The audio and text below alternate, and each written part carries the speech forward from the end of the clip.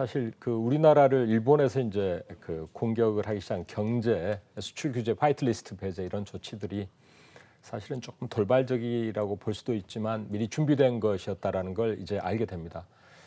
결국 지금 전 세계가 다른 제조업은 다 옆에 제껴놓고 4+5 저는 그렇게 표현을 하는데요. 4차 산업 그리고 5G를 중심으로 하는 전 세계의 새로운 IT 대혁명이 시작됐다 이렇게 봅니다. 근데 지금 대혁명에 의해서 실적이 받쳐주는 기업들은 다 미국에 결집이 돼 있고요. 그리고 거기에 이제 이 IT 대혁명의 수혜 기업군들을 그나마 포함하고 있는 국가가 이제 중국의 화웨이라든가 한국의 삼성전자와 같은 기업들, 물론 미국에는 마이크로소프트라든가 아마존, 구글, 그다음에 뭐 많은 기업들이 있습니다.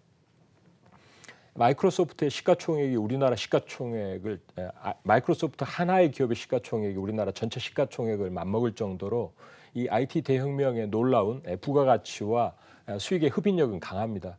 이것을 패권적으로 미국에서 주도하고 앞으로 계속 장악하려는 의도가 화웨이를 견제하게 되고 일본으로서는 자신들의 IT 존재감이 지금 없기 때문에 IT의 새로운 강자로 떠오르는 삼성전자의 비메모리 전략이라든가 5G 전략 자체에 대해서 견제를 나가고 있다고 봅니다. 전 세계는 지금 IT 대혁명이라는 구간에서 5G라는 이런 어떤 이 데이터와 그다음에 모든 것의 유통의 통로, 즉 앞으로 세상에서 IT의 새로운 인프라가 5G를 통해서 깔리고 있는데 이 5G가 다 깔리고 나면은 이미 스마트폰은 전 세계에 다 널리 퍼져 있기 때문에 이 내에서 수익 모델을 창출할 수 있는 창의적인 기업들이 급부상할 것입니다. 이 구간에서 누가 이 작업을 선점할 것이냐라는 것은 상당히 압축되어 있는 국가들만 가능한 것이고 그중에서 삼성전자가 새롭게 강자로 부각되는 것을 견제하는 것은 일본으로서 당연한 것이라고 판단됩니다. 이 부분에 대해서 우리가 정치적인 부분과 경제적인 부분은 따로 분리해서 봐야 되겠지만 저는 국가 간의 분업 체계가 이렇게 재편되고 있다고 봅니다. 중국이 일단은 지금 원래는 임금과 노동력과 이 토지 이런 것이 싸서 생산 비용이 쌌기 때문에 미국이나 다국적 기업들이 중국에 많이 들어가 있었지만 이제는 뭐 다들 중국에서 빼내서 미국으로 다시 돌아간다거나 이러고 있습니다. 중국이 지금 IT 강국으로 도약하고자 할 때 전 세계의 공장으로서의 어떤 경쟁력은 이미 실추됐다고 보여지고요.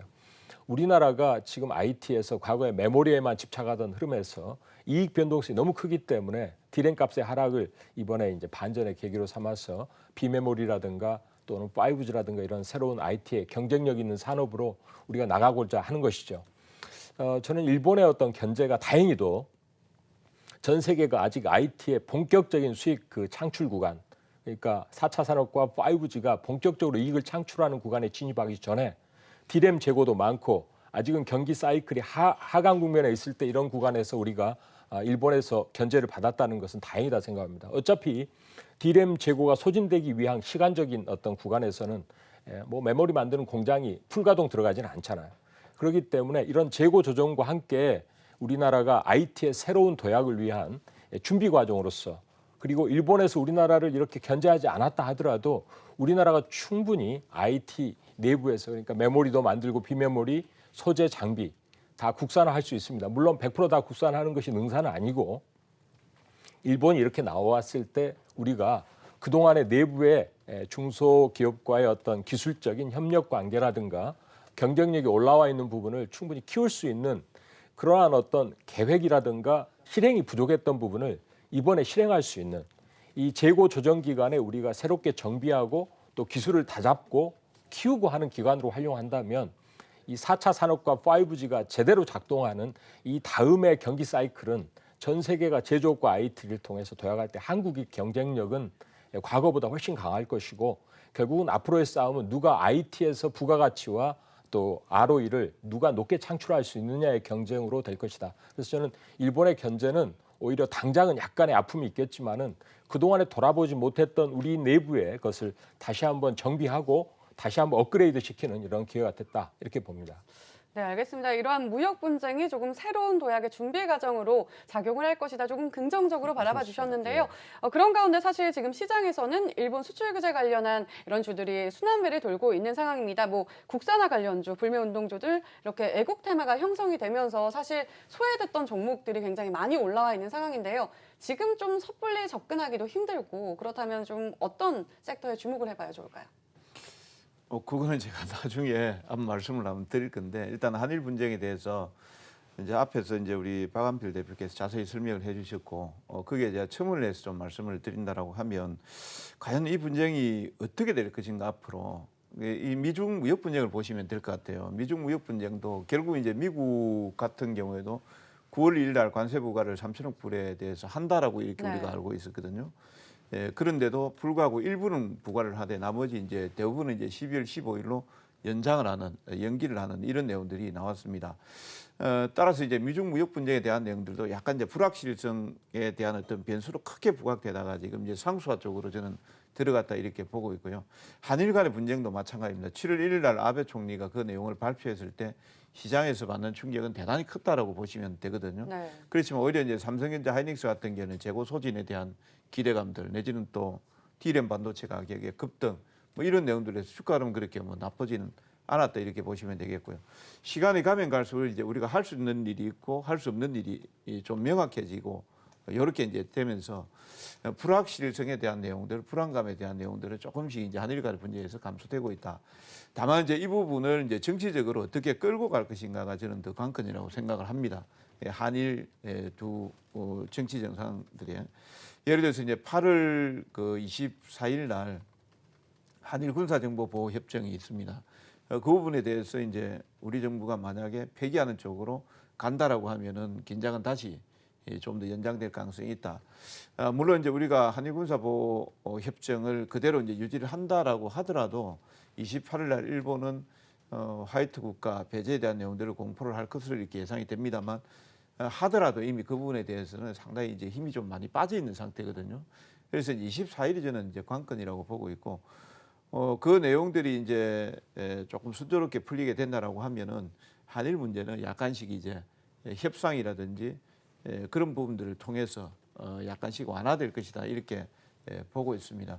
다만 이제 지금 가장 문제가 오늘도 이제 그 미국 시장이 상당히 이제 급락이 나왔거든요. 네. 우리 광복절이 돼가지고 그나마 조금 비껴 나가는 부분이 있겠습니다만 지금 가장 중요한 거는 트럼프 대통령발 침체에 대한 우려가 합니다. 이렇게 보시면 될 것 같아요. 한일 분쟁보다도 침체에 대한 내용들이다. 지금 뭐 관세부가 연기를 한 게 오히려 이제 침체를 인정하는 꼴이 돼버렸거든요. 그렇게 하면서 이제 독일 쪽에서 지금 보시면 2분기 GDP가 지금 0.1% 감소하면서 역성장되었다라고 이렇게 나왔거든요. 이 부분이 크게 부각이 돼버렸고 홍콩발 리스크라든지 그 다음에 이제 뭐 장중에 있었습니다만 중국 산업생산 둔화라든지 이런 내용들이 미국의 국채금리 역전 그러니까 3개월물하고 10년물하고는 역전이 돼 있었습니다만 2년물하고 10년물이 역전이 되면서 침체에 대한 내용들이 크게 부각이 되면서 급락이 나왔습니다. 그래서 오히려 지금 한일 간의 분쟁보다 미중 간의 분쟁이 어떻게 전개될 것인가 여기에 더 초점을 좀 맞추고 봐야 될 것 같습니다. 네, 알겠습니다. 이동근 대표님께서 말씀해 주셨듯이 일본만큼이나 미중 무역 분쟁이 우리 시장에 굉장히 큰 영향을 미치고 있는데요. 바로 두 번째 이슈로 넘어가 볼게요. 바로 이 미중 무역 분쟁인데요. 방금 관세 부과에 대해서도 말씀을 해 주셨는데 이동근 대표님께서는 이러한 관세 부과를 미룬 것이 조금 경기 침체에 대한 인정이다 이렇게 조금 부정적으로 봐주셨는데 대표님께서는 좀 어떻게 생각하시나 좀 기대감을 가지고 봐도 괜찮을까요? 저는 미중 간의 무역 분쟁 자체가 사실은 이제 우리나라와 일본하고 또 성격이 다른 문제다 이렇게 보긴 합니다. 사실 일본이 우리나라를 공격한 이런 보복은 흑자를 내면서 그러니까 일본 기업이 한국 기업한테 막대한 흑자를 내면서도 자기의 물품을 구매해주는 국가를 공격한 꼴이기 때문에 이것은 사실 보복이라고 볼 수 있죠.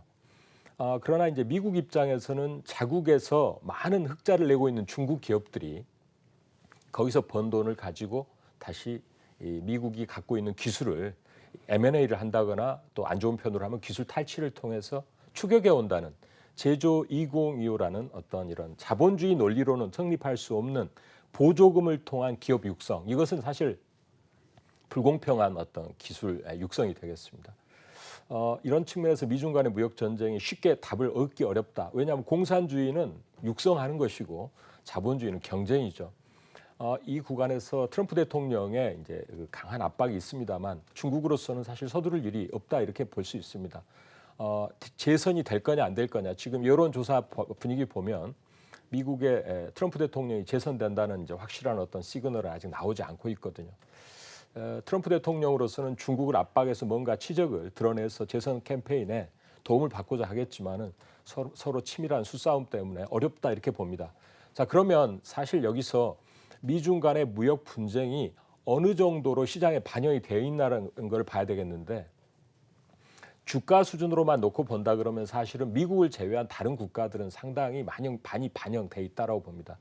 특히 임팩트로 봤을 때는 한국이 가장 큰 임팩트를 받았죠. 미중 간의 그런 어떤 관세 갈등으로 인해서 교역이 무너지고 한국의 수출이 감소세가 벌써 7, 8개월째 이루어지고 있습니다. 그리고 일본까지 우리나라를 규제하면서 상당히 어렵게 되고 있기 때문에 밸류 면에서는 이미 퍼펙트 스톰을 다 맞은 셈이죠. 그런데 미국에서 또 일본에서 중국에서 악재가 나온다 그래서 우리나라가 그러면 뭐 PBR이나 이런 걸 무시하고 계속 하락해야 될 거냐? 이 부분은 좀 다른 차원의 문제라고 봅니다. 그래서 저는 미중 간의 무역 분쟁은 사실 트럼프 대통령의 재선 프로그램과 맞물려 있고 여기서 미국이 이제 중국을 향해서 내놓을 수 있는 카드가 더 이상 없다라는 것을 이번에 이야기한 것 같아요.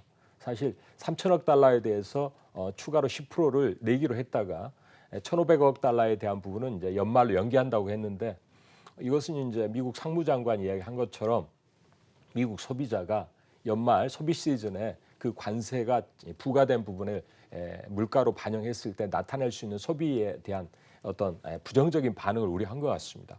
근데 그것을 일도 양단식으로 이것은 그것 때문에 그랬다. 소비자의 반응이 부정적일 것이기 때문에 한 것이지 우리가 중국과 타협할 의지는 없다라는 것을 다시 한번 이렇게 선을 그을 필요가 있었느냐라는 거죠. 자, 저는 그래서 미중 간에 결국은 어느 정도의 미봉적인 타협책을 끌고 가면서도 계속 서로 협상하는 모습은 보일 거라고 생각합니다. 네, 알겠습니다. 트럼프 재선을 앞둔 중국으로서는 뭐 더 이상 서두를 필요가 없다 이런 식으로 말씀을 해주셨는데요. 대표님께서도 좀 동의를 하시나요?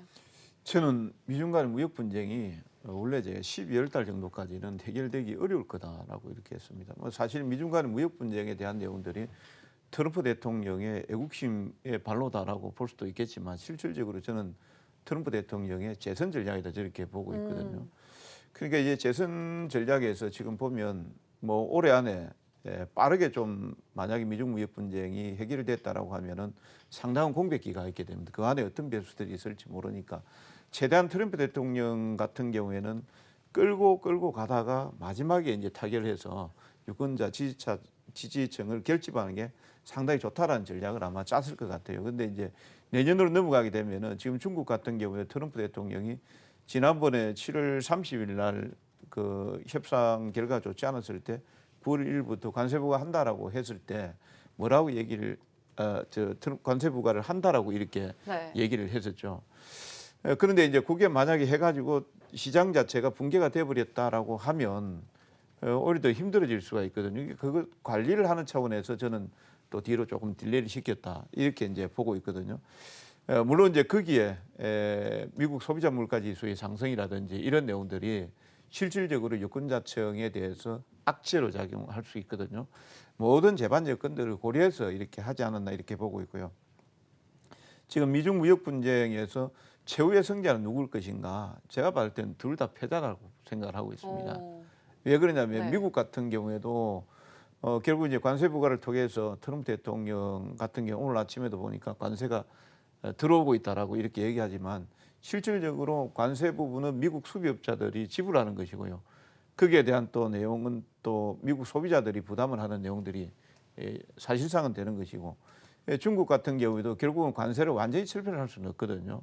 그래서 이런 부분에 있어서는 양쪽이 다 패자다라고 이렇게 보고 있고요. 다만 이제 무역 분쟁에 대한 내용들은 저는 주가에 좀 많이 반영돼 있다. 제가 항상 이 주가 빠질 때 PBR 지표 가지고 얘기하다가 참 좋지 않은 소리 별로 네. 좋은 소리 별로 많이 못 듣습니다. 그런데 이제 지금 만약에 금요일 날 또 우리 시장이 빠지게 되면 PBR 코스피 지수가 또 0.80배, 81배 수준 정도까지 떨어지게 되거든요.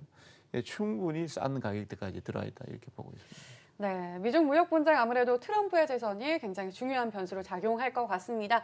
마지막 이슈 살펴볼게요. 바로 환율인데요. 앞서 이야기했던 이 미중 무역 전쟁이 이제는 환율 전쟁으로 번지고 있는 것 같습니다. 뭐 이제 원달러 환율이 1,122원 선까지 바라보고 있는 상황인데요. 뭐 안 그래도 개인만이 사주고 있는 시장인데 분명 이렇게 환율이 급등한다면 외국인에게 굉장히 부담으로 작용할 것 같아요. 좀 외국인이 이탈할 가능성 어떻게 생각하시나요? 네. 사실 그 국내 증시에 이제 사실 주포라고 하면 원래 연기금도 좀 나와서 이렇게 안전판 역할을 해줘야 되는데 우리나라 국민연금은 지금 이제 국내 주식 비중을 조금 축소해서 해외 쪽으로 많이 돌리고 있습니다. 또 국내 사모펀드라든가 이런 쪽에서 안정적인 어떤 역할은 전혀 못 해주고 있기 때문에 외국인이 판다면 더 충격이 셀 것 같은데 사실 최근의 하락은 외국인이 물론 그 선물 매도를 통해서 상당히 많이 흔든 부분이 있긴 합니다만 전체적으로 국내 증시에서 외국인이 차지하는 시장 점유율은 36% 정도로 주식 그 지분율은 상당히 높게 유지가 되고 있다고 합니다. 다만 사실 이 환율이 급등하기 때문에 위안화랑 연동돼서 움직이는 부분이 큰데 위안화 환율과의 상관계수가 상당히 많이 올라갔어요. 그러니까 위안화 환율이 올라가면 우리나라 환율도 계속 올라간다는 뜻인데요. 위안화가 이제 절하될수록 우리나라의 이제 환율이 어느 정도까지 올라갈까 이 부분은 우리가 사실 쉽게 예측하기는 어렵지만 저는 뭐 1,250원까지도 갈 수는 있다고 봅니다. 최악의 상황에서. 그러나 지금 외국인이 팔 거라는 부분은 또 다른 문제라고 보여집니다. 어느 수준 이상으로 올라가면 우리나라의 그 자산으로서의 가치 매력적인 구간이 분명히 존재하는데 아까 이제 우리 이동근 대표께서도 이야기했지만 PBR의 어떤 이런 측정 그 관점에서 본다면 굉장히 쌉니다. 두 번째로는 MSCI 지수에서 중국 비중을 확대하면서 우리나라 비중을 축소하는 과정에서 사실 타겟이 12.8%까지 신흥국 지수에서 우리나라 비중을 이제 낮추는 거였는데 시가 평가를 해보면 11.8%까지 이미 내려와 있다는 것입니다. 그러면 12.8이 타겟인데 시가가 주가 지수의 하락으로 11.8까지 다운됐기 때문에 사실 드러낼 것도 없는 거죠. 그러니까 외국인은 사실은 환율의 어떤 원화의 가치 또 PBR 측면이나 또 MSCI 비중의 선제적인 지수 하락에 따른 조정으로 크게 드러낼 것은 없는 것입니다. 자, 그러면 저는 여기서 국내 개인들도 사실 지난 한 달 동안 신용 잔고 물량을 코스피에서 한 8천억 이상 팔았고 그다음에 코스닥 쪽에서도 1조 2천억 이상 팔아서 신용 잔고가 한 달 사이 2조 원이나 축소가 됐고 외국인도 여기서 MSCI에 대한 조정은 어느 정도 이루어져 있는 상황이라고 봤을 때 사실 점진적으로 해외 증시에 비해서 하방 경직성이 강화될 것으로 보고 변동성도 상대적으로 완화될 것으로 봅니다. 그동안의 해외 악재는 많이 반영한 상황이기 때문에 그렇죠. 특히 중요한 것은 글로벌 미국 연준이 이번에 이런 무역 분쟁 여파로 해서 금리를 9월에 0.25% 내지는 0.5% 추가적인 인하를 공격적으로 할 가능성이 등대 밀려서 지금 할 가능성이 있습니다. FRB에서는 하고 싶지 않더라도 글로벌 상황이나 미국 대통령이나 행정부의 압박 때문에 그런 것인데요. 금리를 대폭 인하할 수 있다면 사실 이것은 바닥에 매수할 수 있는 유동성의 공급을 이야기하는 것이기 때문에 우리가 너무 우려할 것은 아니다. 다만 옥석 구분을 해서 여기에서 추가로 좋아질 수 있는 섹터를 선정해서 선별적으로 이렇게 집중 공략하는 게 낫겠고 사실은 서서히 이렇게 ROE가 다운되거나 계속 이제 우리나라 혈세가 들어가야 되는 섹터에 대해서는 조금은 신중할 필요가 있지 않나 이렇게 생각을 합니다. 네, 너무 우려하기보다는 조금 옥석 가리기가 필요하다 이렇게 말씀을 해주셨는데요. 또 그렇다면 사실 수출 의존도가 높은 우리로서는 이 환율 급등이 너무 나쁜 것만은 아니잖아요. 조금 긍정적으로 작용할 수 있는 섹터들 어떤 것들이 있을까요?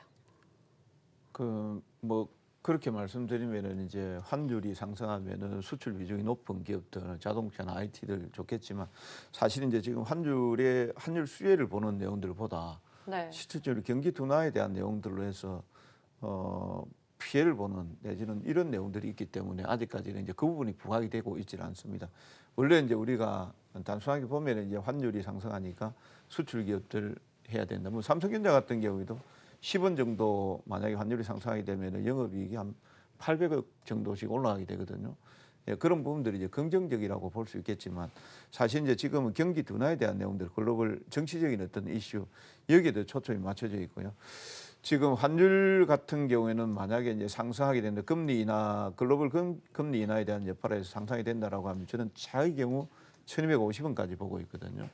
1250원 이상 거는 조금 어려울 것 같고 뭐 그렇게 되면 외국인들의 추가 매도가 나올 수 있겠지만 환율이 1250원 정도까지 상승을 하게 된다라고 하면은 국내 증시는 제가 봤을 때 한 1877 정도 오면은 저점이 나온다 이렇게 보고 있거든요. 그렇기 때문에 지나치게 뭐 걱정할 필요는 없다 이렇게 이제 보고 있고 지금 MSCI 분기 리밸런싱이 이제 8월 말에 있게 되는데 5월 달에 있을 때 7,500억 정도 외국인들의 매도가 나왔습니다.